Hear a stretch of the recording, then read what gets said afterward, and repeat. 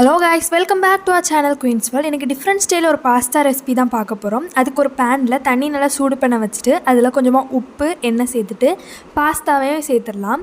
அப்போ தான் நம்மளுக்கு பாஸ்தா ஒட்டாமல் வரும். இப்போது இன்னொரு பேனில் 2 வெங்காயம் 2 தக்காளி இதை ரெண்டுத்தையும் குட்டி குட்டியாக நறுக்கி வச்சுருக்கேன். அப்புறமா 2 வரமிளகா, ஒரு 5லேருந்து 10 முந்திரி, ஒரு பிரியாணி இலை, கொஞ்சமாக உப்பு இதெல்லாம் சேர்த்துட்டு 3 கப் தண்ணி வச்சுருக்கேன். எல்லாம் மூழ்கிற அளவுக்கு தண்ணி வச்சுட்டு இதை ஒரு 20 நிமிஷத்துக்கு நல்லா வேக விட்டுடலாம். நல்லா வெந்த அப்புறம் ஸ்டவ் ஆஃப் பண்ணி நல்லா ஆறின அப்புறமா இதை ஒரு மிக்ஸி ஜாரில் ஆட் பண்ணிவிட்டு ஒரு 1.5 டேபிள் ஸ்பூன் போல் இஞ்சி பூண்டு பேஸ்ட் சேர்த்துட்டு நல்லா ஃபைன் பேஸ்ட்டாக அரைச்சி எடுத்துகிட்டு வந்துடலாம். அரைச்ச அப்புறம் இதை நல்லா வடிகட்டி எடுத்து வச்சுக்கணும்.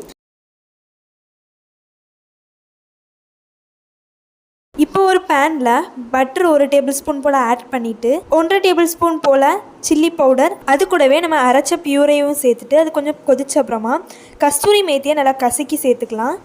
அதுவும் கொஞ்சம் கொதிச்ச அப்புறம் நம்ம அவிச்சு வச்சுருக்க பாஸ்தாவை சேர்த்து நல்லா கிளறி விட்டு மூடி வச்சிடலாம் ஒரு 10 நிமிஷம்.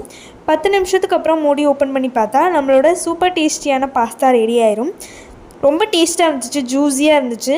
நீங்களும் இந்த மாதிரி பாஸ்தாவை வீட்டில் ஒரு தடவை ட்ரை பண்ணி பாருங்கள். வீடியோ பிடிச்சிருந்தால் லைக் பண்ணுங்கள், ஷேர் பண்ணுங்கள், கமெண்ட் பண்ணுங்கள். மறக்காமல் நம்ம சேனலை சப்ஸ்கிரைப் பண்ணுங்கள். ஓகே ஃப்ரெண்ட்ஸ், தேங்க்யூ, பாய்.